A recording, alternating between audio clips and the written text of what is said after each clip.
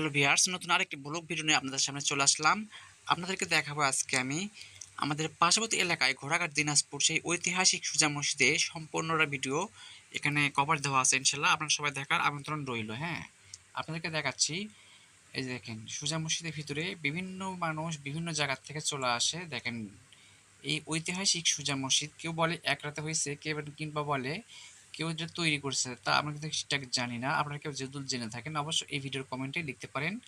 আর ভিডিওটি যদি ভালো থাকে অবশ্যই লাইক, কমেন্ট এবং শেয়ার করে দিবেন, সবাইকে দেখার সুযোগ করে দেবেন। হ্যাঁ, অনেক সুন্দর। দেখেন, বিভিন্ন জায়গা থেকে কিন্তু অনেক দূর দূরান্ত থেকে মানুষ এখানে আসে।